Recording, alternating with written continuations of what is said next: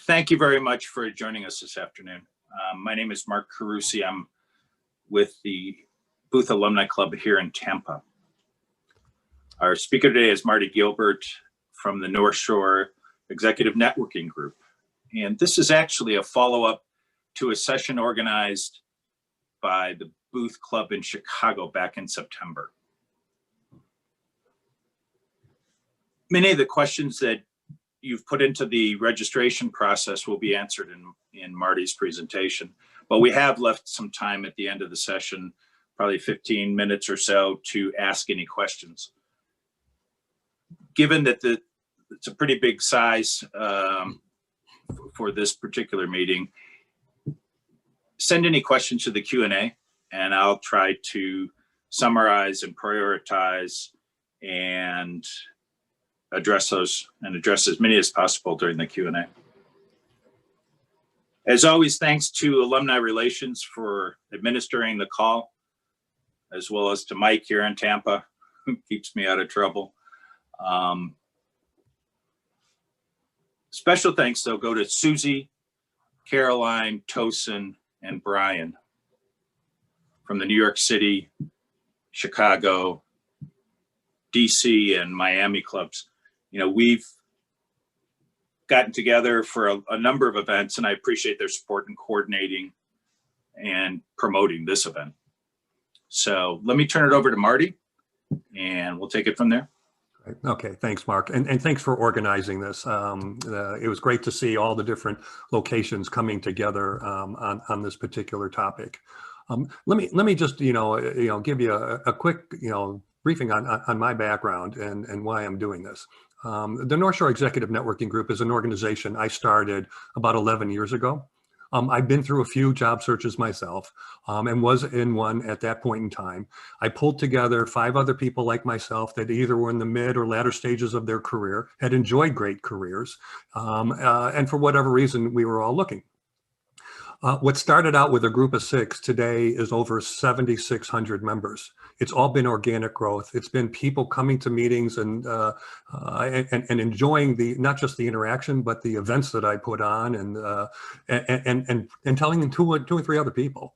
And so the fact is that I've been through many job searches myself, sometimes of my own choosing, sometimes not. But I'll tell you, one of the keys to this is your ability to bounce back.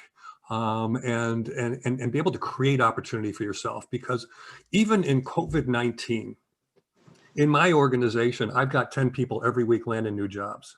And it's in large part because they're taking a very different approach. I myself have a very strong marketing and general management background, and I've been applying that in my job searches. Because you've got to grab attention and create, awareness for your background. Because let's face it, today there's more competition than ever. Because to every online ad, on average, there's about 200 people applying to them, and so those 200 to 1 odds can be pretty overwhelming. And that's why I'm such a huge advocate of going after companies that don't have advertised jobs. There's nothing wrong with going after the online ads, but it should never occupy more than 10 or 15% of your job search week. So let me just give you a little bit of background on NSENG, and then we'll get right into things. Just a quick reminder, we are going to be recording the session, and Caroline's going to make it available on a private link so that only members from Booth can see this. I just don't want to see things getting out on the internet so that anybody can have at it. So I appreciate you respecting the confidentiality of the information.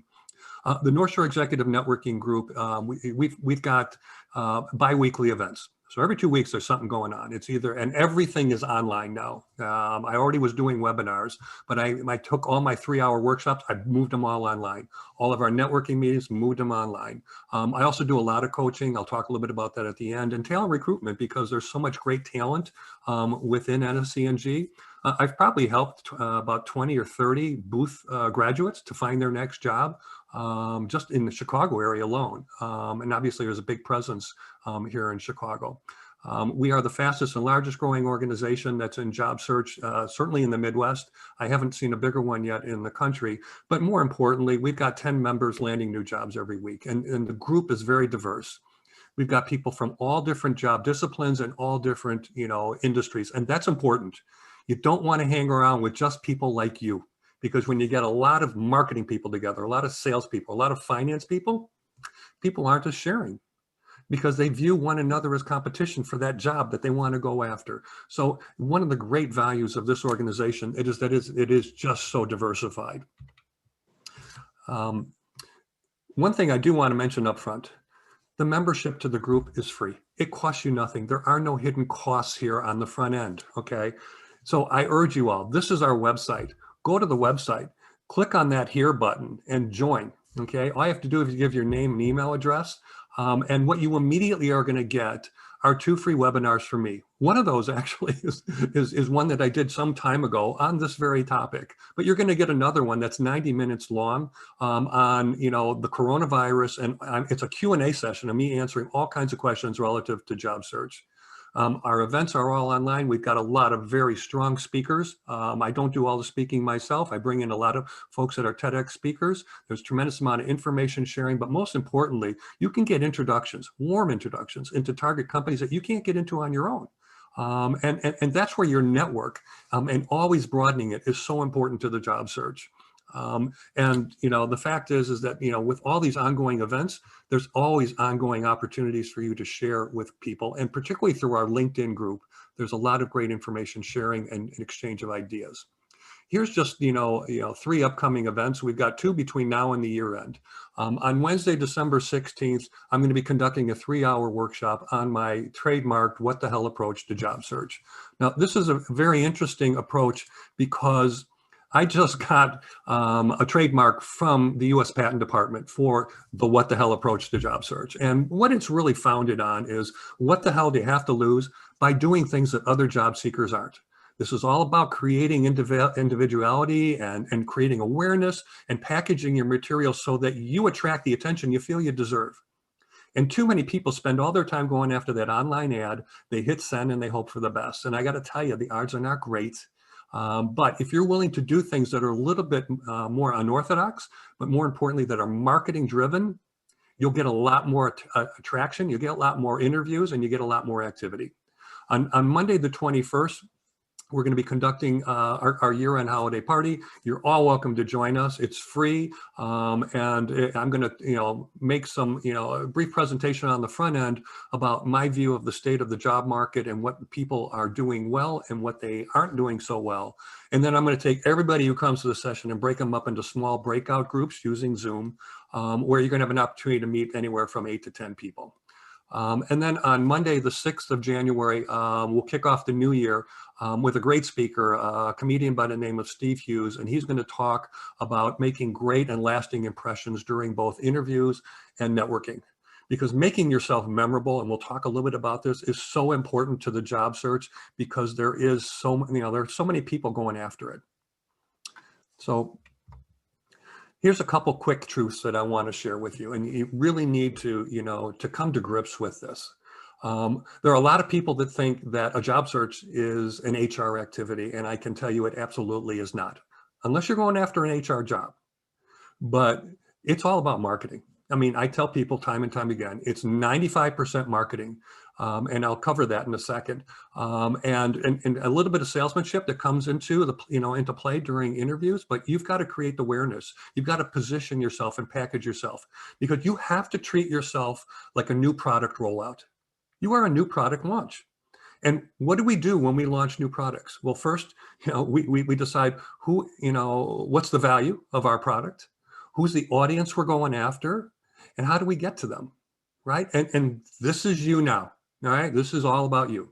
Number 2, if you spend all your time applying to online ads, then I can tell you, your odds are not very good, and it's going to take a lot longer to land. And that's why I'm just such a big advocate of going after companies that are in your sweet spot, but they just don't happen to have jobs. That doesn't mean you can't create one.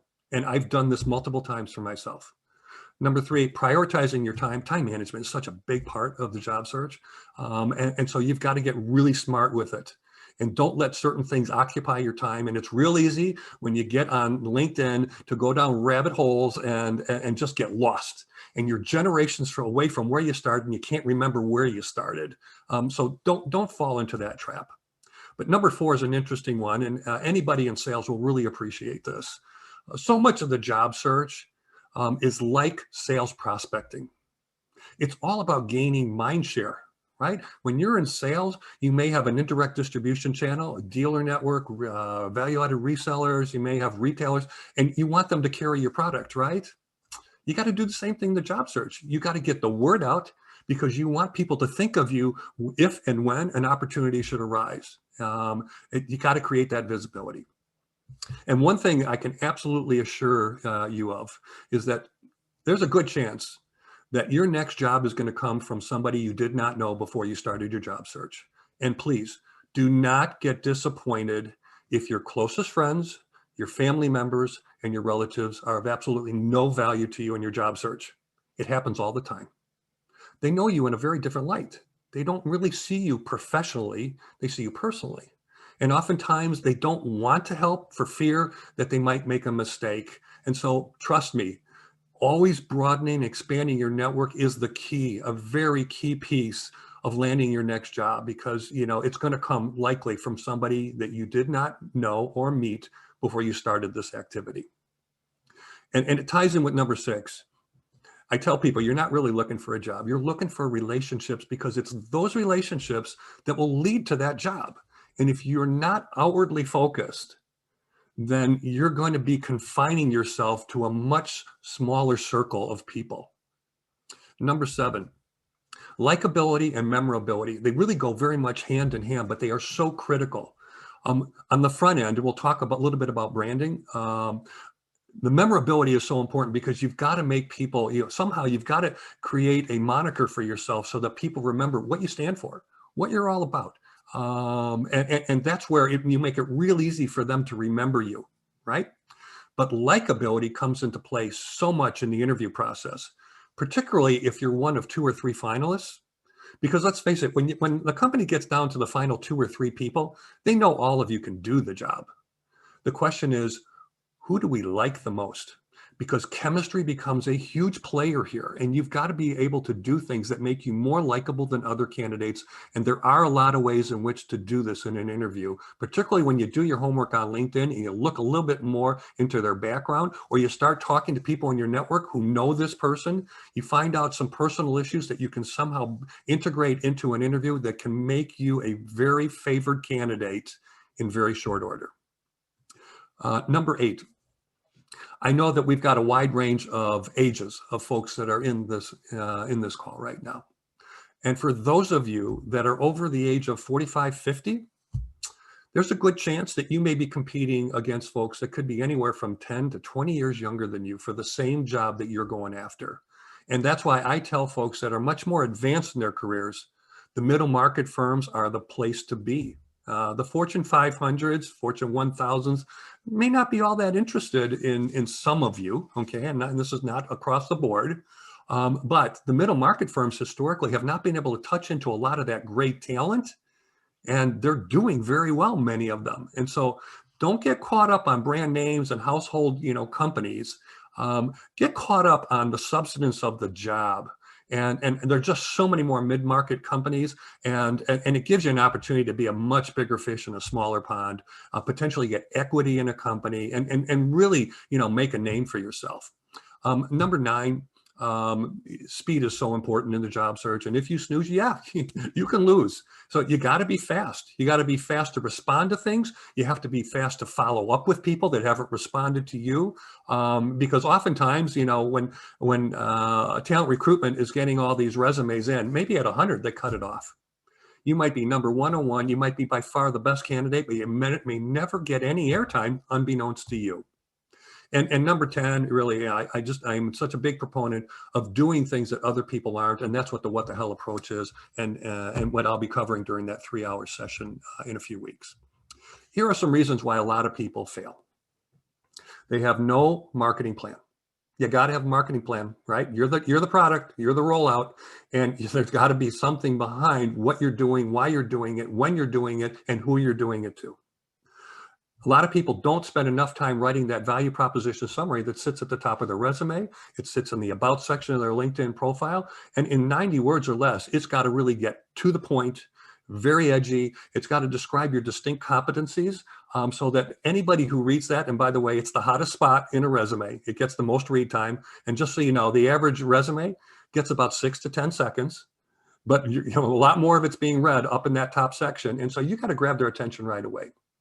Too many people just don't take the resume and the LinkedIn profile serious enough. Okay. And there's a big difference between the two. The resume is about less is more. About less is more. It's copywriting 101. Of course, that's where I started out my career as a writer. And it's how do I say more and more of the most important and most salient things about my background in the fewest words possible. It's an art. It's not easy. And that's why so many TV commercials that we were writing and print ads, they don't really have a lot of words because the average reader is pretty lazy. And you've got to give them an easy way in which to grab and understand what you've told them. The LinkedIn profile is just the opposite. It's about more is more. More and more content, more and more of the right words, the right key phrases in your profile, because it's all about search engine optimization, SEO. This is a digital marketing term. It's what draws a lot of traffic into websites, and you have to treat your LinkedIn profile as your website. You're an e-commerce web store, okay? You're an e-commerce website, and you're trying to sell product, okay? And you only get people coming to your website if you've got the right keywords, and we'll talk a little bit about what recruiters see on the back end. You got to have a target company focus. This is your audience. Number 5, a lot of people spend too much time answering online ads, and I'm of the opinion you should never take up more than 10 or 15% of your average week. And for those people that do respond to online ads, they hit submit, and they hope for the best. And that's absolutely the wrong attitude. It's just the beginning. When you hit submit, you now have to get around that system. And I have worked and coached so many people that have submitted to online ads. They've gotten a rejection email within 15, 20 minutes by the applicant tracking system. And I've still been able to get them interviews because we go around that. The ATS doesn't need to get a vote. It's a piece of software. It has no human interaction and ability to really understand your background. And that's why we go directly to the decision makers and to their peers and to their boss if they have a boss. That's where the action happens. And it leads me to number 8, is that too many people spend too much of their time going after HR and talent acquisition. Now, these are, gating factors. But if you've gotten to the right decision makers, you've now taken everything out of the equation. And to me, let's take the direct path whenever possible. Now, the phone screens will be done by talent acquisition or talent recruitment, but it's a checking the box exercise for the most part. And if you've already gotten to the decision maker and they've gone to HR and said, hey, here's a candidate, oftentimes on the receiving end, they take that subconsciously as an order. I better interview this person. In fact, I better interview this person maybe in a favorably light because I've gotten it either from the hiring manager or somebody influential in the company. And number 8 and number 9 are tied together. Cover letters. I'm a big advocate of cover letters because they do what a resume and a LinkedIn profile cannot do. They tell your story.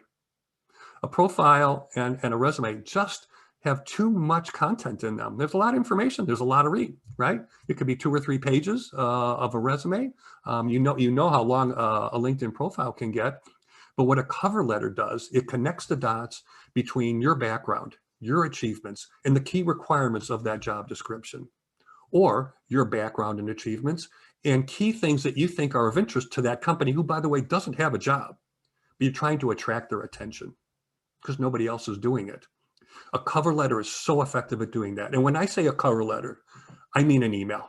It's an email. It's the text of an email. And that's your opportunity to really tell people why you are the ideal candidate for this company or for this role. And then number 9, I have a lot of people in my group that say, you know what, I would love to write more and more cover letters, but it's taking me 3 and 4 hours to write each one. And that's where I've developed a technique where, a lot of people go, well, I want to be fast, but if I tailor and customize, it's just going to, they're going to be divergent from each other. I can't do both. And I have found a way to have them come together so that you can write customized cover letters in 30 minutes or less. I work with you on building up a library of these things so that you can plug and play. And that's where you get some velocity going and some activity, again, with both advertised jobs and non-advertised. And then number 10, I know a lot of people don't like to network. All right, it doesn't come naturally to a lot of folks, particularly if you haven't been in a sales or business development role. But this is something you really got to learn. And the more you do it, the better you get at it.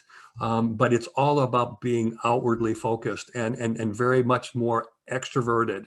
And you can be very targeted in who you network with. That's easy on LinkedIn, but you've got to get comfortable doing this. Here's why I believe marketing is the key to any good job search, because it's all about positioning, branding, packaging, identifying your audience, the messaging, of course. And I said 95% of the job search is marketing. Well, 95% of the marketing is messaging. You really got to get the word out there, and every word matters. Engaging your audience, these are all marketing terms, and these are all absolutely essential items, and it's probably the most critical items to any job search. So I'm just going to cover a couple quick things here before we move into the top 10. Okay. And to me, these are the, resilience and persistence are so critical to a job search. Persistence means you got to stick with it. You got to keep going after your target. And resilience is your ability to bounce back from disappointment. Because I can tell you, there are going to be plenty of times when you're sitting on the 1 yard line, waiting for that job. They've told you that offer's coming through on Friday. And Friday comes and goes. And the next Friday comes and goes. And it just doesn't happen. And lo and behold, somebody inside the company somehow surfaces at the last minute because they've threatened that they're going to leave if they don't get this job. Or somebody has come in from the outside with a better connection into that company with somebody very influential, and they supersede you. Okay. There's no end to the number of reasons and excuses that a job opportunity can be lost. But you got to take the whole turning lemons into lemonade approach. But it's not the only attitude. Of course, I lived for 3 years in Japan. I worked for the largest advertising agency in the world for early in my career as a writer, a company by the name of Dentsu. They had 6,000 employees in the company, and 5 of us were not Japanese. So I can tell you it was a very extraordinary experience, and everything that I did and wrote appeared in some, in Time, Newsweek, Businessweek magazines. And I was there doing an incredible time. We invented the Sony Walkman, the VCR, the microwave oven, and all these microelectronics. And each one of us took an incredible number of very famous companies. But the Japanese had their own expression for turning disaster into fortune. But there are some folks out there that believe that when life gives you lemons, take out the salt, get yourself some tequila and have a good time, right? Okay, I can buy that once in a while. And then you've got folks on the far extreme that say, when life gives you lemons, don't make lemonade, okay? Make life take those damn lemons back, get mad, I don't want them. What am I supposed to do with these lemons? Demand to see life's manager. And those folks are going to have a much tougher time. Attitude is such a big part of the job search because, there's going to be a lot of opportunities for you to see peaks and valleys with absolutely no rhyme or reason behind them. And your ability to bounce back from this is going to be your key to making progress ongoing. So these, in my mind, are the 10 things that you could be doing right now. We're going to dig into each one of these. And there's reasons why you want to do these, okay? And I see them in 2 camps. One is there are real opportunities out there. There are, okay? And I would say for the most part, those advertised jobs, those are real jobs because I see a lot of people in my group getting them. So, one reason, to be really active right now is that there are opportunities. The second is you've got to be planting seeds now, because I know some of you may have been right in the midst of an opportunity and all of a sudden it's been put on hold because of COVID, right? Well, you want to be first in line when that opportunity gets resurrected, or you could be planting seeds for opportunities you weren't even going after before COVID hit, so that you are top of mind if and when an opportunity should arise with an employer that's of interest to you. So we're going to dig into each one of these 10, and I'm going to give you some examples. So the very first one is now is the time, if you haven't done this already, you really need to be developing a job search marketing plan. You need to be creating that prioritized list. And I've created a list of about 24 things that any job seeker has absolutely got to have in play to be effective in their job search. Number 2, you've got to define your audience. And it starts at 3 levels. And I've got a slide here. We're going to talk a little bit about industries, companies, and individuals, okay, within those companies. Number 3, if you feel your resume and your LinkedIn profile and your cover letters could use some work, now's a good time to do it. Okay. Some of you might not be quite as busy, maybe not getting near as many interviews. Well, then you know what? brush up on these things, because this is the forward facing stuff. This is what's going to attract attention. This is where, where people are going to decide whether or not, should we have a conversation with her, or should we have an exploratory, interview with him? So you've got to get these well in tow. Number 4, this is the time to really pick up the pace, because I can tell you there are a lot of people that are of the opinion that, until we get a vaccine, it's going to be slow going. And those people have slowed down. All the more reason why you should be accelerating, because there's nothing better than seeing other people who might be your competition deciding, I'm going to take a break and wait until things get better. Don't do that. And always be, getting more and more introductions into your network. Number 5, there are so many channels to message to people, whether it's through email, through social media, through targeted connections, writing blogs or videos. And, it doesn't have to be a lot of work. Okay. I did my very first video a couple years ago on my What the Hell approach to job search. It was a 3-minute video, which is probably about a minute and a half too long. But I can tell you, I posted it on about 52 different LinkedIn groups, and within 7 days, I had over 10,000 views. 10,000 views in 7 days of my very first video. But it was thought-provoking. It had some content in it that people found interesting. And I was getting a barrage of emails from people saying, hey, you're the What the Hell guy. But more importantly, I got more and more people looking at my LinkedIn profile. And that's what we want. We want traffic coming back to us. You got to have people knowing who you are. And so you have to do things on the outbound side to bring that traffic back in. Number 6, you should really have a social media campaign. And number 7, you've got to reach those influential people and target companies. And it's really easy to find all these people on LinkedIn today. So first thing is you got to have that job search marketing plan.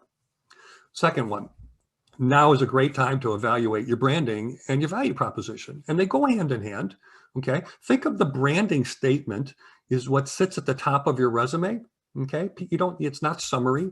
It should be your headline. It's got to distinguish yourself.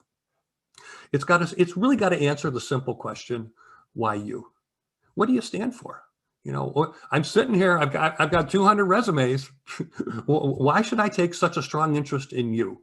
And you don't have a lot of opportunity. And here is a big difference between you and these companies that are sitting in this slide.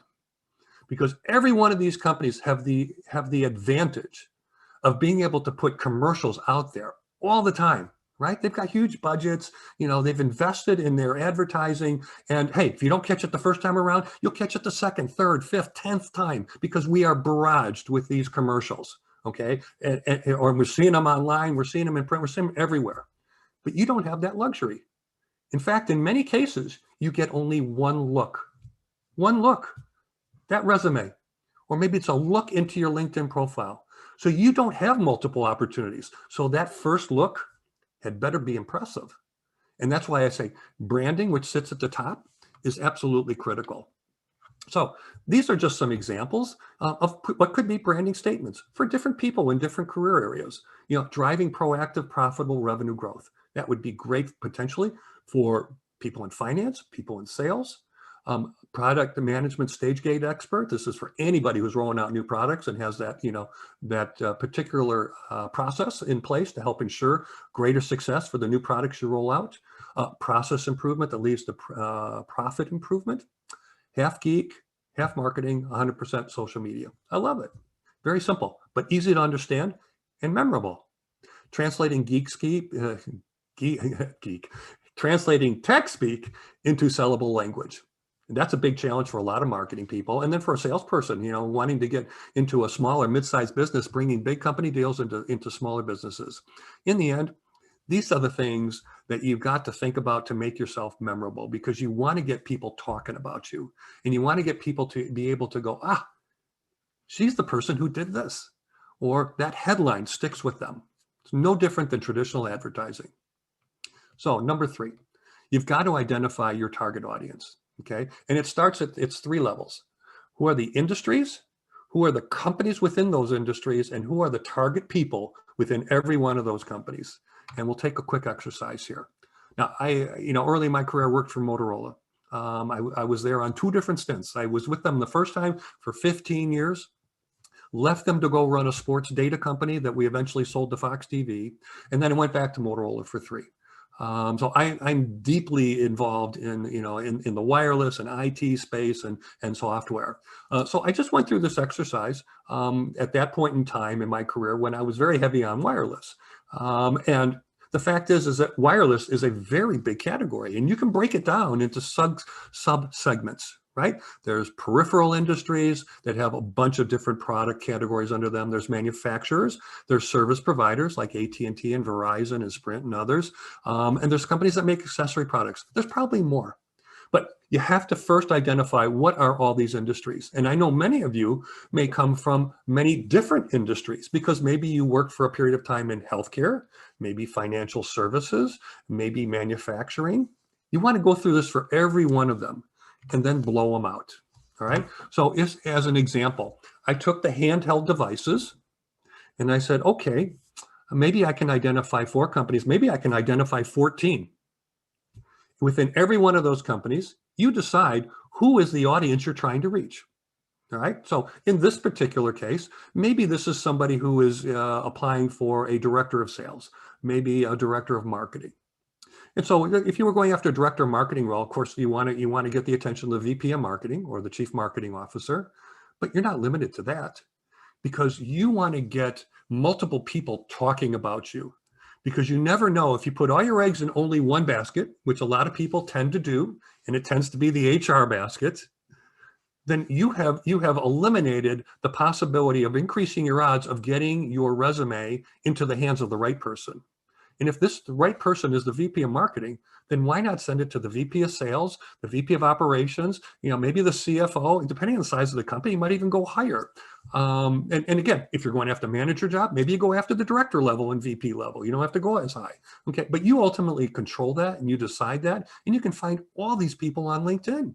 I mean, it's amazing how much you can do on LinkedIn to really build out an organizational chart, really literally within about 5 minutes if you really know what you're doing. But this exercise is important. So identify the industries, all of the companies, and then all the people within it. Before you know it, if you had 3 industries, each with 20 companies, okay, now you got 60 companies and you've identified maybe 5 people inside each companies. Okay, so now you got a database of 300 some people. Okay, this is what you eventually want to get to. Industries, companies, individuals. And for every one of these, you want to identify who are those key people in those roles that I want to message my background to. In some cases, it might be because they have a job. In other cases, it might be because they don't have a job, but it's a company that you feel you are a very good fit with because you're so strong in their industry. And the message is not all that different. Hey, I realize you may not have a job today, okay? But I just wanted to introduce myself and my background because I believe I have a lot of value to bring to the firm. By way of example, here are a few things that I've done in my background that I think may be of interest to you. Boom, boom, boom, boom. I would love to set up a brief conversation. I welcome your thoughts. Regards. Not difficult. You decide what the guts of that, because the most important part of that are the examples that you're putting there, because they're the proof behind what you say you can do. But you've got to get to this target company list, and you really got to build it out, because this now becomes a very key part of your outbound marketing campaign, because you've defined the industries, you've defined the companies in those industries, you've even gone to the extent of identifying the key people. Now get the word out, and you'll be impressed with just how much feedback you get. And by the way, if you send out an email and you don't hear back within 3 days, you know what? You got to use the cell phone for what it was invented. Voice communication. Pick up the phone, call that person. Any good salesperson is good on the phone. And they do not hesitate to make that call, because I can tell you today, so many people aren't using the phone for what it was invented. So when you make a phone call, particularly during COVID, it's never been easier to reach the intended party. Because let's face it, everybody's working from home. When you call into the main number at a company that's of interest to you, more times than not, it's taking you to an automated system. Please enter the first 3 letters of the person's last name. Guess what? It's going to their phone in their office, but then it's kicking over to their cell phone. Your chances of reaching them have never been better. So when you send an email and you don't hear something in 3 days, pick up the phone, follow up. You might just get that person, and just be prepared. Hey, I'm just calling to follow up on an email I sent you on the 22nd. Just wanted to make sure you got it. And also to express my interest in the role or in the company, and was wondering if we could just set up a quick 10-minute call. I'd love to tell you a little bit more about my background. And then stop talking. Stop talking. They're going to come back to you with, one of just a few answers. You know what? I do remember getting the email. If you have a couple minutes right now, I'd be happy to, have a quick conversation. One possibility. You know what? I saw your email and I forwarded it on to the recruiter who's handling that search. Great. Maybe it's, right now we've put the position on hold, but we'll hang on to your resume. And so you've just created, some mind share with this person, which enables you to come back to them in, I don't know, a couple weeks, maybe in a couple months, but at least you've planted a seed. But you got to get to this. Number 5. Now is a great time to really update your resume. Okay. If you're not real busy, then take the time to improve your resume. Okay. I mentioned early on, it's about less is more, but does it create excitement? Okay. Share it with other people, share it with other recruiters, share it with other folks, that are also in job search. Does it really make you sound interesting and exciting? Does it separate you from other folks? Is it really focused on achievements? A a resume should never read like a job description. It should not read like a list of job responsibilities. It should read like a list of things that I've achieved, things I've accomplished. And if you've got measurability and some metrics around things you've done, absolutely insert them into your resume. It will make it so much stronger and much more convincing. And so you've got to make sure you get to this point. And by all means, and there's a lot more words than what I've listed here, but these are some of the worst words in my mind that you can put into a resume, because what they tell me is that you're a me too. And I don't want to hire me toos. Okay. And I never knew anybody who did. We want to hire A players, at least the ones that we can afford.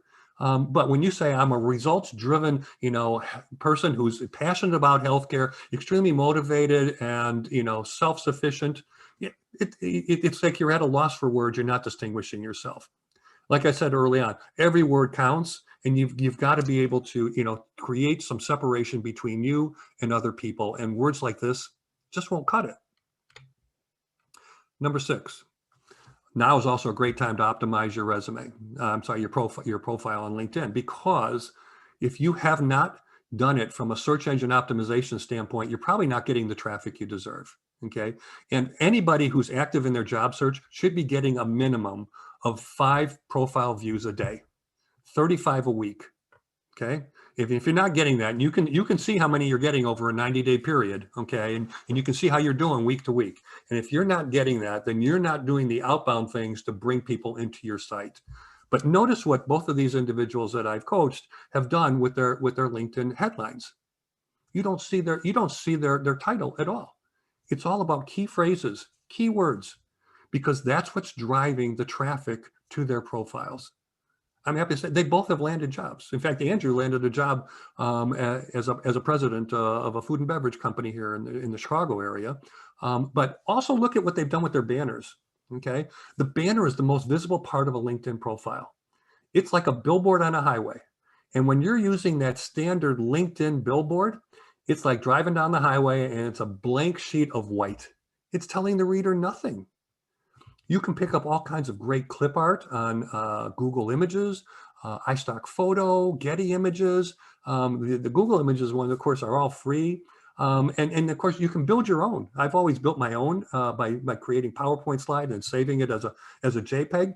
But get something up there that tells the reader about what you stand for, what you're about. Okay, Angelica's all about healthcare analytics and data. Andrew's sales and marketing. And then they've strung together these keywords. And you want to make sure those keywords are appearing over and over again, not just in your headline, but in your job titles. And while you might be a director of finance, you're not confined to director of finance in your title within your LinkedIn profile. LinkedIn gives you 100 characters. Add some more after it. Key skills that are part of this, because you got to make sure you're getting enough keyword matches so that you can rank high enough. Because think about this, recruiters, hiring managers, they're going into the back end of LinkedIn, they're plugging in those keywords and key skills, and they're seeing who ranks highest. And if you don't have enough matches, you're never going to get the visibility. Number 7, you should be reviewing job descriptions, and this will help you decide, what are those keywords? Go into job descriptions, identify what are the key requirements of the job. And more times than not, they're going to sit higher up in the job description. They sit there for a reason.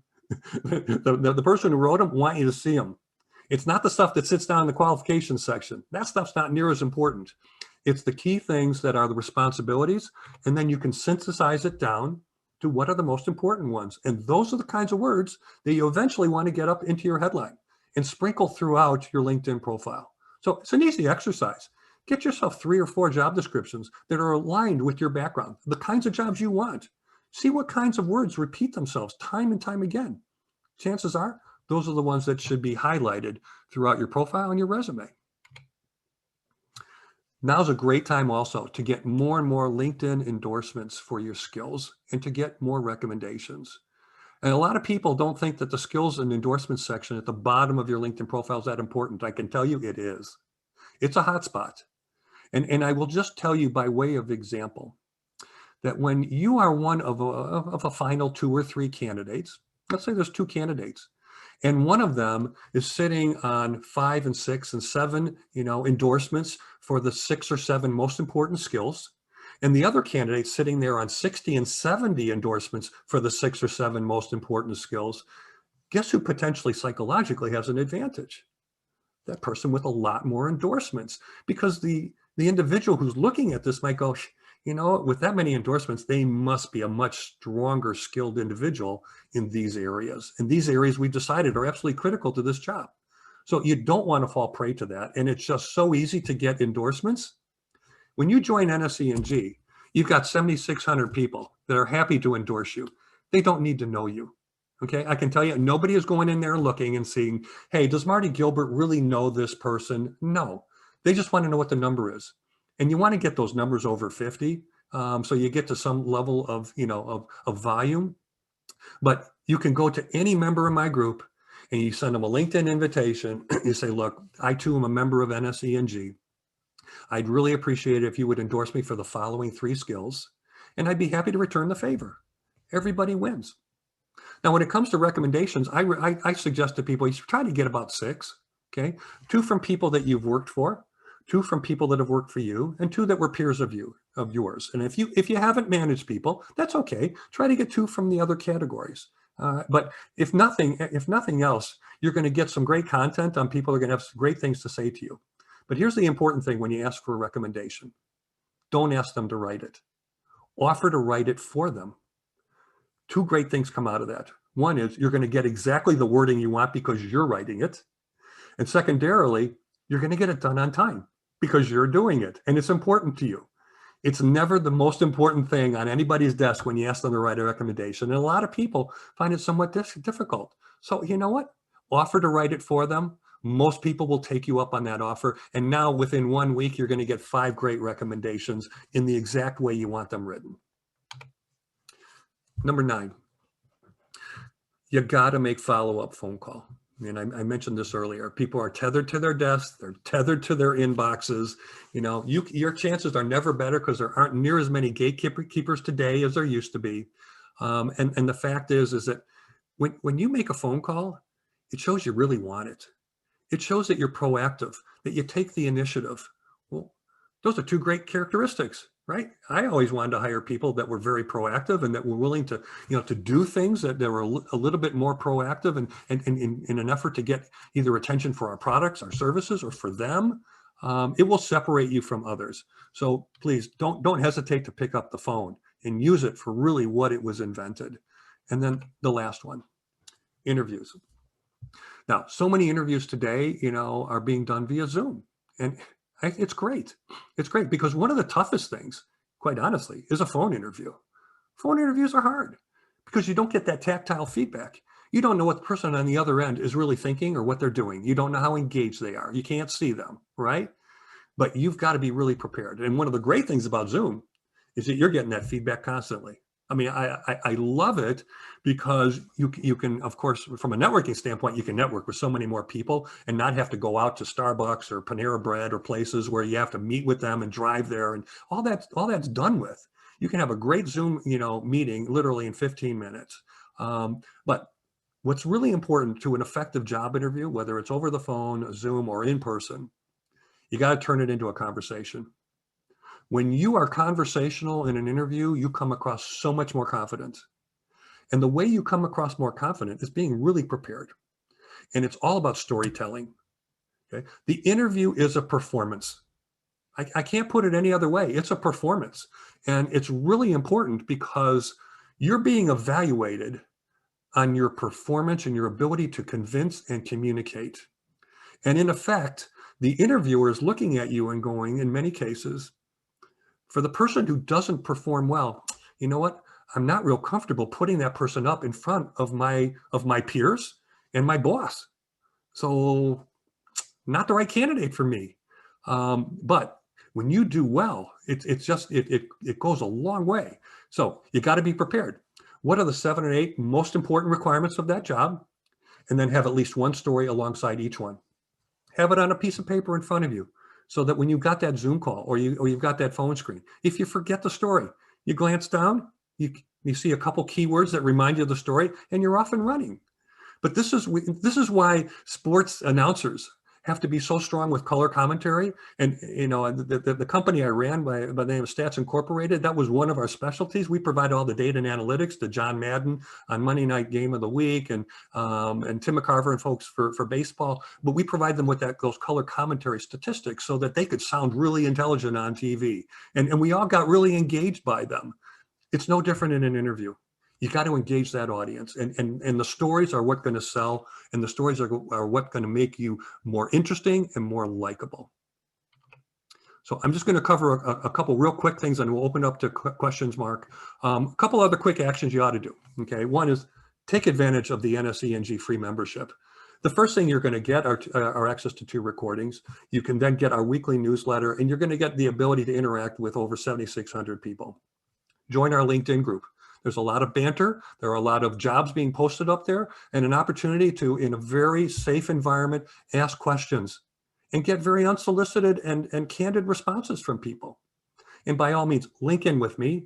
I've got over 17,000 LinkedIn connections, and by virtue of that, I give you access to over 17 million people, because my average connection I know has over 1,000 on average. So please, I don't turn away LinkedIn connections, because there's no such thing as a bad one. Because it's not so much who that person is, it's who they're connected to. And that's why I love second-degree connections, because they give you visibility to so many more people. By all means, take advantage of all the webinar recordings we've got on our website, and I've got a whole library of about 11 or 12 of them. And if any of you feel you need some outside help, I'm available, okay? I have job search coaching packages that you can purchase right on the website. It's an e-commerce engine. It gives you a 16-page document on a lot of things you probably haven't done in your job search. It gives you access to recordings of anywhere from 35 to 60 minutes in length that are very instructional. I take much deeper dives into what I've shared with you today, because we've covered so many different topics. I break each one of them down. And then we have phone time where I will talk about whatever it is and answer any questions you have. Alternatively, I've got custom coaching services where I help you work on rewriting your value proposition summary, critiquing your resume, your LinkedIn profile, helping you prepare for interviews, cover letters, anything that you feel you need help with. And if you're interested, please feel free to email me. I'm happy to set up a brief exploratory coaching call to see, where you feel you need help and how I think I might be able to help you. So with that in mind, Mark, I know that I'm happy to stay on longer. I think, you and Caroline have also, expressed the same. Let's open it up to some questions, and I'll address as many as I can. Yeah, thank you, Marty, very much. Just on a personal level, I've joined the NSYNC group, and gosh, there are a lot of great people on there. And a little bit more of a discussion. Maybe they're listening to you a lot. But a lot of times you'll link in with somebody and then that's it. Whereas the folks in your team are a little bit more engaged. maybe it's just the message getting across. Yeah. Yeah. They get it because everybody's in the same boat. Go ahead. No, one specific Mark. question, and it is something that, you know, I can understand. You know, when you go into LinkedIn, very few people within the contact information piece have an email in there, have a phone number. I mean, how do you go from, you know, and I think as you and I went through the questions that were given when people registered, a lot of people will say, okay, I understand this, but how do I get to the interview? How do I go from, hey, I'd like to connect on LinkedIn, to give me an email address, give me a phone number, and then heck, differentiate myself enough to get that interview? Yeah. Okay. So we know that whenever we have a first degree connection, 99% of the people, you know, make their email address visible, but it's, in more cases than not, it's a personal email address. And I'm not a big advocate of emailing people to their Gmail or Hotmail, whatever they're using. But I do know that over 95% of the people in this country have one of two email formats. It's either jsmith@abc.com or john.smith@abc.com. And as long as I know the person's first and last name, I email both. One goes through, the other one bounces, and now I know pretty much the nomenclature for the email formats. Alternatively, if that doesn't work, you can go to websites, one of which is hunter.io, hunter.io, and you can plug in the name of a company, and it will then give you examples of people in that company and their email addresses. So you then get the format, and now you can get right to their inbox, because that's important. You know, not everybody reads their personal email every day. Yeah, no, that's a great point. Thank you. What about if you're more, you know, Natasha asked, what if you're more agnostic in terms of industries? What if you're, you know, you've got a consulting background, and so it's not a question of saying, okay, you know, I'm in the mobile, the mobile environment, I'm in XYZ industry. How do you then continue to do the process that you're talking about without that very first step? Yeah. So there are certain jobs that are much more tightly defined by industry. Sales, marketing, maybe operations, certainly product management, anybody who's sort of customer facing. The easiest way to eliminate candidates is if they're not an industry match. And that's why I tell people, stay close to home first, okay? Start with the core industries where you've been, because now you're dealing from your strength. Don't deal from a weakness at first. So I always suggest to most folks that are in a job search, you know, take advantage of the industries where you've been, because you can tout that, and it makes you a stronger candidate versus those that don't come from that industry. But there are clearly certain job functions that are industry agnostic: finance, IT, HR, and I'm sure we come up with many, many more, where the industry background is not going to be critical. And to those people, I say, then you know what? What industries do you want to be in? What are the industries that are going to excite you? Because it's important. You want that next job to be a good one, and it's going to end up being a better one if you're really passionate and exciting about it. So my feeling is, for those folks, then hey, you decide what industries you want to be in, and now build out your target company list based on those personal industries that are attractive to you. Fair enough. One kind of nuance here is, how aggressive can you be on LinkedIn, Marty? I mean, when you link in with somebody and then you find out, because of their connections, you find out who the hiring manager might be, do you just go ahead and do you have to ask permission? What's the current situation these days? Yeah, you know, my feeling is, you know, there are no necessarily set rules. You know, you can go after anybody you want. Okay. So that's why, you know, on one of the examples I talked about, you know, don't limit yourself just to the hiring manager or just to HR. You know, this is about creating visibility for your background. Okay. And nobody's going to buy you unless you let enough people know about you. So there's nothing wrong with going after multiple people inside the same company to link in with them or to message directly with them via email. because it's a company of interest, or it's a company that has a job that you think you're really going to be a good fit with. You know, to me, there are no dead fast rules. I mean, is there etiquette? Yeah. I mean, you have to be able to, you know, to word things well so that you don't appear overly aggressive. And of course, you don't want to appear desperate. But if you're very clear why you're reaching out to someone, what's the worst that could happen? They go silent. You're no worse off. But my feeling always has been, if you don't do it, then you haven't given yourself an opportunity to succeed. And that to me is one of the biggest deterrents with most job seekers, is that they hold themselves back. And there's no reason to do this, right? There's not a person on this line who enjoys being unemployed. You all want to get back into work. Well, it's going to take your ability to get comfortable with being uncomfortable. And the quicker you get over that hurdle, the quicker you're going to get into places that you otherwise would never get into on your own. Yeah, fair enough. I mean, you ask for forgiveness instead of permission. Absolutely. One of the things that there's very specific questions that are coming up, and perhaps we can address those, you know, after the session once you get in touch with folks. But where can you find a list of the fastest growing firms by industry, for example? Yeah, I've got to believe you can Google it. I know, for example, I'm here in Chicago. We have a Crane Chicago Business. And once a year, they come out with what they call the Book of Lists. It comes out in December. And it lists the 50 fastest growing companies in Chicago. And they tend to be small and mid-sized firms. But I got to believe that you can get this for any major city, whether it's Tampa, Dallas, New York, LA. So I got to believe it's online out there, and you can find out about the ones that are the best places to work. I mean, there's a lot of stuff that is published around that. So I think it's out there. You can Yeah. find. Yeah, fair enough.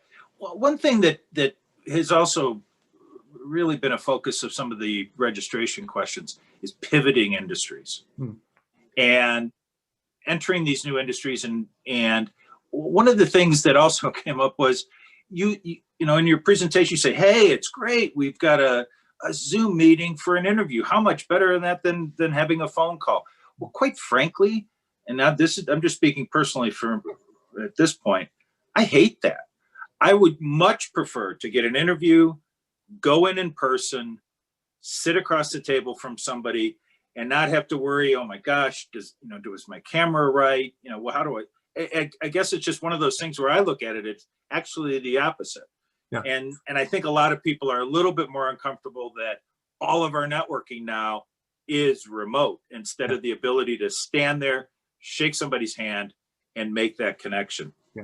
Yeah. So there's three choices, right? There's in person, there's Zoom, and there's phone screen, right? Phone. So given that in person is not a choice right now, although there are people having in-person interviews, by the way, I've got plenty of individuals in the group who are being asked to come in for in-person interviews, and they're social distancing when they're doing this. But let's put those off to the side. So all things being equal, if I have a choice between a phone screen and a Zoom call, I would always prefer the Zoom interview, because I'm getting that visual imagery, and I'm giving that person an opportunity to see what my personality is like. Okay, so much of the interview is personality, and it's hard to express it over a phone call. But with Zoom, you can create excitement. I mean, whether it's body movement, hand movement, it's the way you express yourself. And I tell people, one of the most powerful things in an interview is the pause. It's the pause. It's knowing, it's the inflection and things like that. You can really affect it, and getting that visual contact is really critical to me.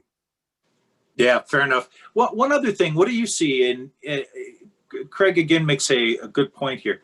What about consulting, part-time work, contract work, freelancing? I mean, it doesn't mean the company has to go through all the hiring processes. And how do you see the market these days for those types of opportunities? Yeah, great question. And it's something I've done on multiple occasions myself when I was in job search. A lot of times you're going to find, that, a lot of companies, one of the biggest deterrents to a hiring decision is indecision. A lot of companies decide not to decide. And I can tell you, I probably have had 10 times when I was in job searches in the past where I was the only person left standing, and they decided not to decide. They couldn't pull the trigger. All right. So what I oftentimes did with folks, and this happened with me twice, I said, look, if for some reason you're not absolutely convinced that you're ready as a company to bring somebody into the VP of marketing role or whatever the role might be, I'd be happy to do a try and buy. Let's define a specific project that you guys need to get done. You don't have the people, you don't have the bandwidth, you don't have the skill set. I'm happy to take it on, whether it's a 3-week or a 3-month assignment. It'll give us an opportunity to see what it's like to work with one another. You'll get a sense for the quality of my work. And on 2 occasions, they really liked what I did, and they decided they couldn't live without me, and they brought me in on a full-time basis. And so people should absolutely be open to project or consulting work. It can oftentimes lead to something full-time, but equally important, it'll make you feel so much better about yourself. You'll feel like you're back in the game, right? You've got productive things going on every day. You're bringing some income into the house, and you're feeling a lot more valued. And so absolutely, everybody should be open to taking on some project work if it comes your way, and don't be afraid to suggest it as a possibility. A lot of employers will really appreciate that because it shows that you're flexible and you're willing to think a little bit out of the box. And by the way, there are lots of contractors that I know of that still get insurance through the organization. It's not an automatic, hey, what about my healthcare? Yeah. Just in terms of, it kind of goes back to how aggressive. If you're working with a recruiter, do you contact the company directly if you're connected with them? How do you handle that, Marty? Are you talking about an internal recruiter or an external research? Oh, it looks like it means an external recruiter. Okay. So all right. So the first question you have to be able to ask the recruiter: are you a retained search firm or are you contingent? Big difference between the two. The retained search firms, and we know a lot of the big ones, right? Korn Ferry, Heidrick and Struggles, Russell Reynolds, Spencer Stewart, and there's about 25 great ones across the country. They've got offices everywhere. They've got the exclusive on that search. So with them, no point in going around them. They own this search. They are going to submit candidates. You cannot go directly to the company. The company is just going to turn you right back around and send you right back to the search firm that they have given the retained search to. Contingent search firms are different, though. They do not own that search. In many cases, they're shopping bodies around. They're collecting resumes from people, and they want to introduce you as a potential candidate into a company that they don't own the search for, with the hope that maybe they can help sell you in there, for which they might get 20-25% of your first year's salary, as opposed to 33% by one of the big retained search firms.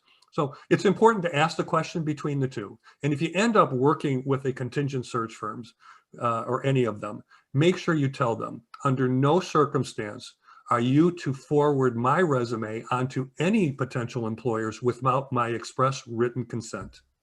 That's important, because I don't know if they do it anymore, but many years ago, they would take your resume, they'd send out to 20, 30, 50 companies, and now they own you with every one of those firms, and they just increase your asking price by 20-25%, and you don't want that to happen.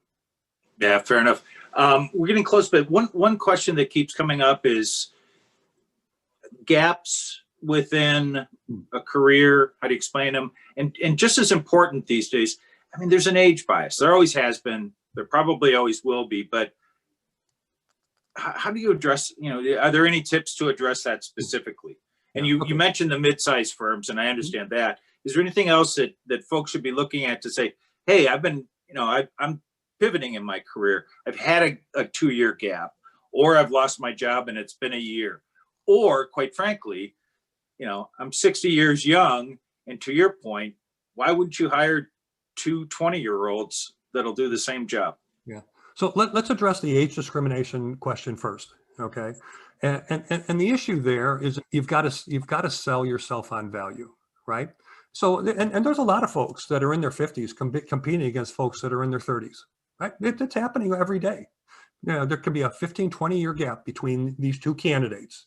And there is a built-in prejudice in many companies that believe, well, let's catch the individual on the way up.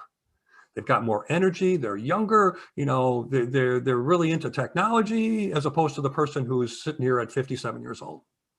It's a total misconception, and it's unfortunate.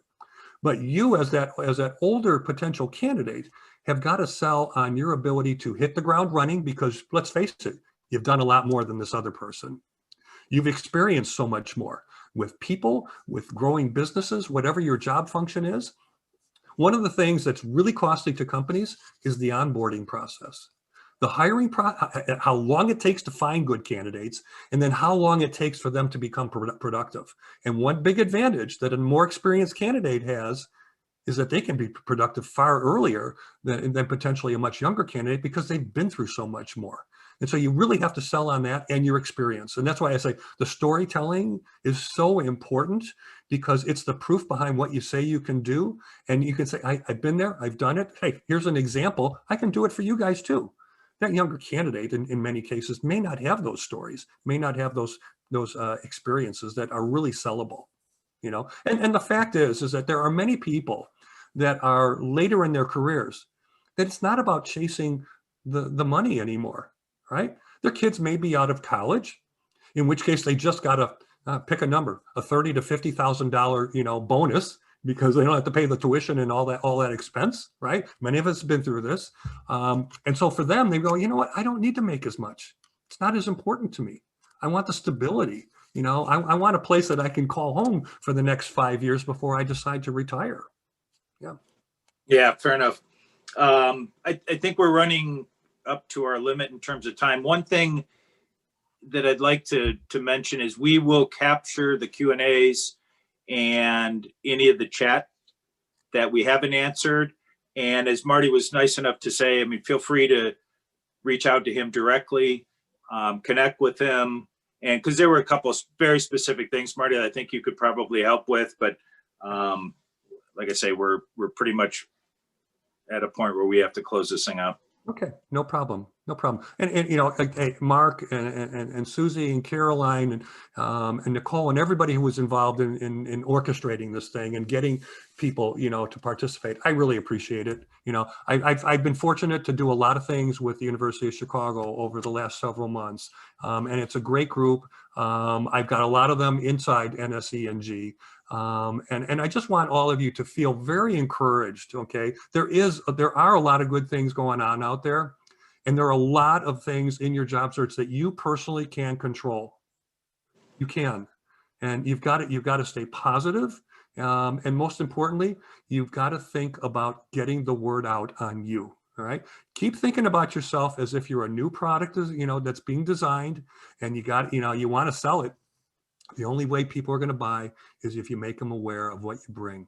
And that's really important. And you can do this. And like I said earlier, you know, if any of you feel you need some help, feel free to email me. And by all means, link in with me. You know, you're going to get access to a lot of folks.